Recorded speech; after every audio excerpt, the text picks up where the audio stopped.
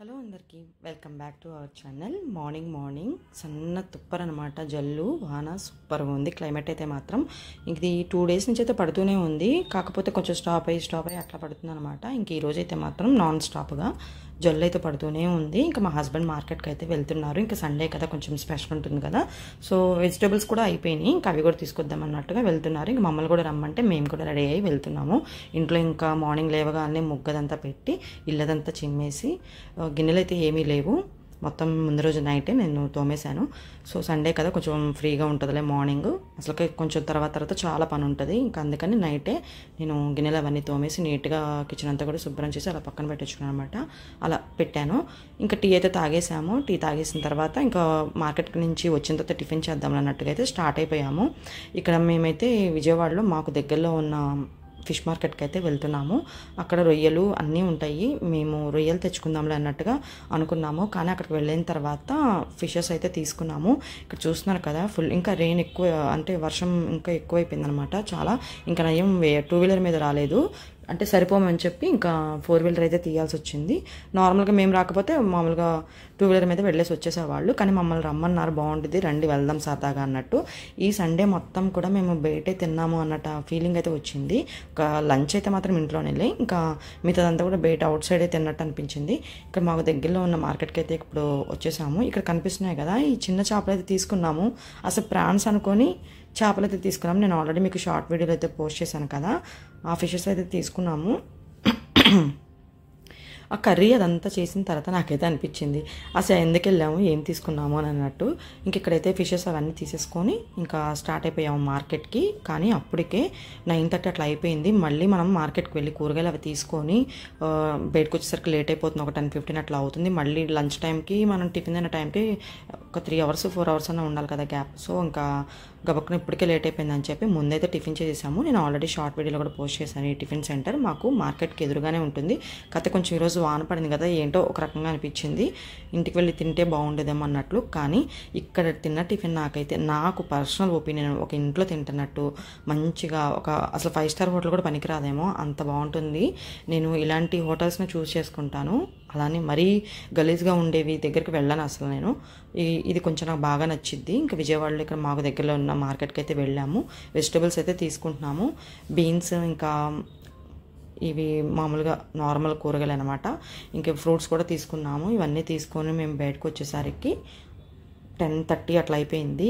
ఇంకా అందుకని బయట తినాల్సి వచ్చింది. నేను ఆల్రెడీ ఇంట్లో కూడా దోసపిండి అయితే వేసాను, ఒక 2 daysకి సరిపడా నార్మల్ దోసపిండి వేసాను. ఈరోజు ఎగ్ దోశ చేయొచ్చులే, అలానే టమాటా చట్నీ కూడా చేయొచ్చు, ఇంకా పల్లీ చట్నీ కూడా చేసి మంచిగా తినొచ్చులే అనుకున్నాను. కానీ ఇంకా బయట తిన్నాము.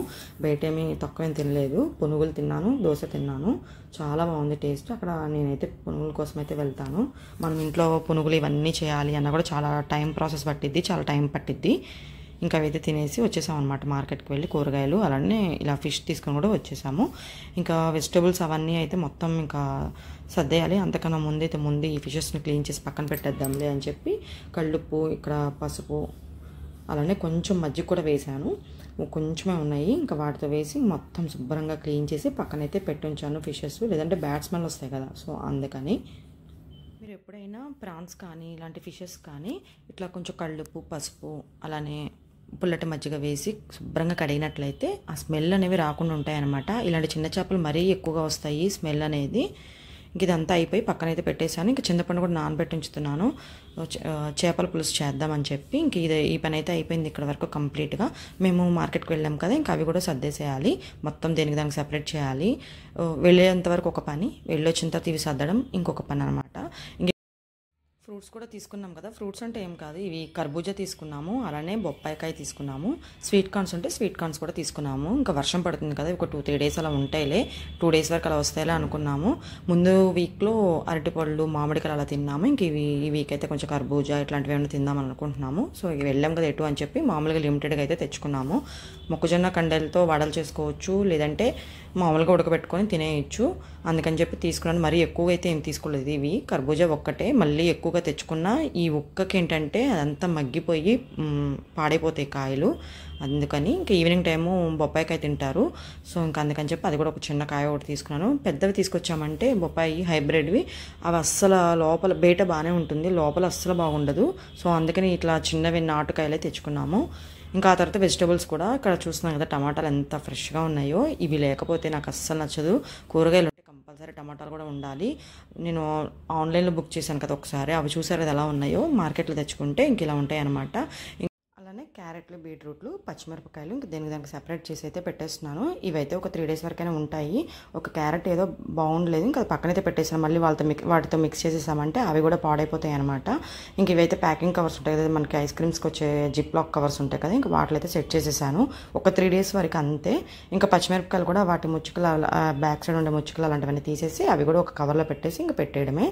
ఇంక ఈ వీడియోలో అయితే నాకు వచ్చిన కామెంట్స్ గురించి అయితే నేను చెప్పాలనుకుంటున్నాను. కామెంట్స్ అంటే వేలకు వేలు వచ్చినాయి అనుకున్నారు కాదు, 2 కామెంట్స్ వచ్చినాయి. ముందు ఒక వ్లాగ్ అయితే నేను పోస్ట్ చేశాను కదా వీడియో, ఆ వీడియోకి వచ్చినాయి అనమాట. నేను పోస్ట్ చేసిన ఒక 15 minutes తర్వాత, ఒక 10 minutes అట్లా తర్వాత ఒకళ్ళు నైస్ అండి అని చెప్పి పెట్టారు. నాకైతే ఎంత హ్యాపీ అనిపించిందో ఆ మెసేజ్ చూడంగానే. నేను కూడా ఎప్పటికైనా సక్సెస్ అవ్వాలి యూట్యూబ్లో. నేను ఈ యూట్యూబ్ స్టార్ట్ చేసి కూడా ఒక 5 years అవుతుంది, మీరు నమ్ముతారో లేదో.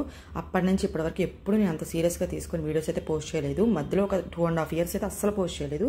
మిగిలిన ఇయర్స్ పోస్ట్ చేశాను, కానీ అసలు రెగ్యులర్గా ఉండేది కాదు. ఎప్పుడో ఒక 6 monthsకి ఒకసారి, 5 monthsకి ఒకసారి ఏదో ప్యాషన్గా మనకు ఒక యూట్యూబ్ ఛానల్ ఉందని ఆ టైంకి అలా పోస్ట్ చేయడమే తప్పితే ఎప్పుడు సీరియస్గా అయితే నేను తీసుకోలేదు. కానీ ఈ మెసేజ్ చూడంగానే నాకు భలే హ్యాపీ అనిపించింది. ఇంకా పోస్ట్ చేయాలి, నేను కూడా ట్రై చేయాలి, రెగ్యులర్గా వ్లాగ్స్ పెట్టాలి. ఎలాగైనా సరే ఇదివరకు ఏమనుకున్నానంటే డైలీ వ్లాగ్స్గా ఏం పెడతాం, మనం ఇంట్లో చేసేవేగా ఏముంటాయి ఏంటి అని అనుకునేది. కానీ ఇది కూడా ఒక ప్యాషన్. మనం వీడియో ఎడిటింగ్ చేయడము, దాన్ని పోస్ట్ చేయడం అనేది కూడా ఒక మంచి నాలెడ్జ్ ఇచ్చేదే అని చెప్పాలి. ఇంకొక నెగిటివ్ కామెంట్ వచ్చింది. నేను ఆ కామెంట్ చూసే టయానికి నాకు ఒక 250 views అలా వచ్చినాయి అనమాట. అంతే. అసలు అది మనకి తెలిసిన వాళ్ళైతే కాదు, ఎందుకంటే రిలేటివ్స్లో ఎవరికి కూడా అంతగా తెలియదు నేను ఇట్లా చేస్తున్నానని చెప్పి. ఇంకా తెలిసిన 10 members 15 members కూడా ఎప్పుడు సపోర్ట్ చేస్తూ ఉంటారు. ఇంకా నువ్వు పోస్ట్ చెయ్యి, మంచిగా ఉండేది వీడియో, ఇంకా పోస్ట్ చేస్తూ ఉంటే అవే వస్తాయి, ఒక్కసారిగా రావు అని చెప్పి వాళ్ళు నాకు మంచి సపోర్ట్ ఇస్తూ ఉంటారు. ఆ బ్యాడ్ కామెంట్ ఏంటంటే, బ్యాడ్ కామెంట్ అంటే ఏం కాదు, మేబీ వాళ్ళకి తెలిసి ఉండదు ఈ వర్క్ గురించి, అంటే ఈ వీడియోస్ ఎడిటింగ్ అలాంటివి. కామెంట్ ఓపెన్ చేసిన ఆ పర్సన్ కూడా నేను ఈమెయిల్ ఐడి, అది పిచ్చిగా ఉంది, ఆ ఈమెయిల్ ఐడి పిచ్చిగా ఉంది. ఇంకా మెసేజ్ కూడా అంతే పిచ్చిగా ఉంది. మెసేజ్ ఓపెన్ చేశాను, వాళ్ళది కూడా ప్రొఫైల్ ఓపెన్ చేస్తే అసలు సబ్స్క్రైబర్సే లేరు. 2 subscribers. మేబీ వాళ్ళు ఒక సబ్స్క్రైబర్ ఉంటారు, వాళ్ళ ఇంట్లో వాళ్ళు ఒక సబ్స్క్రైబర్ అయి ఉంటారు. అందుకే వాళ్ళు పెట్టిన కామెంట్ ఏంటంటే, మీ కాన్సన్ట్రేషన్ వర్క్ మీద ఉందా లేదంటే వీడియో మీద ఉందా, ఇంకొకసారి ఏమో మీ మీద ఉందా కాన్సన్ట్రేషన్ అని చెప్పి అన్నట్టు పెట్టారనమాట. నేనేమంటున్నానంటే, వర్క్ మీద నాకు కాన్సన్ట్రేషన్ ఉండాల్సిన అవసరం లేదు, ఎందుకంటే నేను రెగ్యులర్గా ఈ వర్క్ అనేది చేస్తూ ఉంటాను. అందుకని చెప్పి నాకైతే వర్క్ మీద అవసరం లేదు, వీడియో మీదే కాన్సన్ట్రేషన్. ఆ వీడియో కూడా ఫుల్ లెంత్ వీడియో తీస్తాము. మేమేంటంటే ఇప్పుడు స్టార్టింగ్లో ఉన్నాం కాబట్టి ఎవ్వరు అంత 10 minutes 15 minutes వీడియోలు ఎవరు చూడరు అనమాట. కానీ మాకు ఫుల్గా పెట్టాలనిపిస్తుంది. అక్కడ ఏదైతే చేసామో వ్లాగ్ అన్నాం కదా, ఆ వ్లాగ్ మొత్తం కూడా పోస్ట్ చేయాలనిపిస్తుంది. అంత లాంగ్ వీడియో పోస్ట్ చేస్తే ఎవరు చూడరు, ఎందుకంటే ఇప్పుడే కొంచెం స్టార్టింగ్లో ఉన్నాం కాబట్టి ఎవరు పెద్దగా ఇంట్రెస్ట్ అయితే చూపించరు. అందుకని చెప్పి కానీ లాంగ్ లెంత్ వీడియో మొత్తం ఏదైతే తీస్తామో ఆ వ్లాగ్ అది మొత్తం పోస్ట్ చేయాలనిపిస్తుంది. కానీ ఇంట్రెస్ట్ ఉండదు ఎవరికి కూడా అంత చూడాలని, స్కిప్ చేసేస్తూ ఉంటారనమాట. అందుకని అవసరమైనంత వరకు ఉంచి మిగతాదంతా నేను ఎడిట్లో తీసేస్తాను. మెయిన్ ఇంటెన్షన్ ఏంటంటే, ముందు నేను కనపడకూడదు, అవి ఎక్కడున్నాయి ఏంటని చూసుకొని మొత్తం ఎడిటింగ్లో కట్ చేసేస్తాను. ఇంకా మిగిలిన పార్ట్ ఉంటుంది కదా వీడియో, ఆ వీడియోలో కూడా లెంత్ ఎక్కువైపోయింది అనుకోండి, ఇట్లా ఫాస్ట్ ఫార్వర్డ్ పెడతాం అనమాట. కొంచెం తక్కువ మినిట్స్లో చూస్తారు అని చెప్పి, కొంచెం కాకపోయినా కొంచెమైనా చూస్తారని చెప్పి, అందుకని అది ఒక రంగుల రాట్నం లాగా తిరుగుతుంది.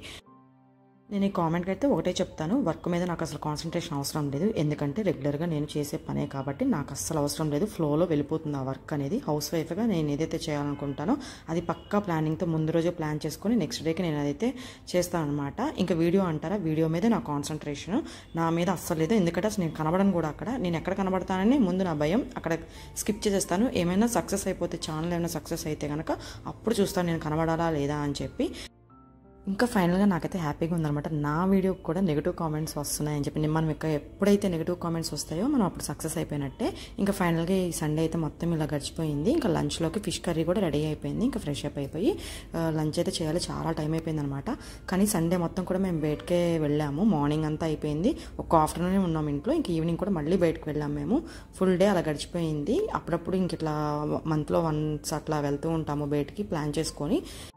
వ్లాగ్ అయితే మీకు నచ్చిందని అనుకుంటున్నాను. నచ్చితే ప్లీజ్ సబ్స్క్రైబ్ చేసుకోండి, అలానే లైక్ చేయండి, మీకు నచ్చితే షేర్ చేయండి. మీరు ఇచ్చే ఈ సపోర్ట్ వల్ల నేను ఇంకా ముందుకు వెళ్ళి మంచిగా సక్సెస్ఫుల్ అవుతానని నేను అనుకుంటున్నాను. ఇప్పటివరకు నా సబ్స్క్రైబర్స్ ఎవరైతే ఉన్నారో వాళ్ళందరికీ కూడా థ్యాంక్స్. నేను కనిపించకపోయిన వీడియోస్లో ఎప్పుడో ఒకసారి పెడుతున్నా కానీ నాకు సబ్స్క్రైబర్స్ వస్తున్నారు.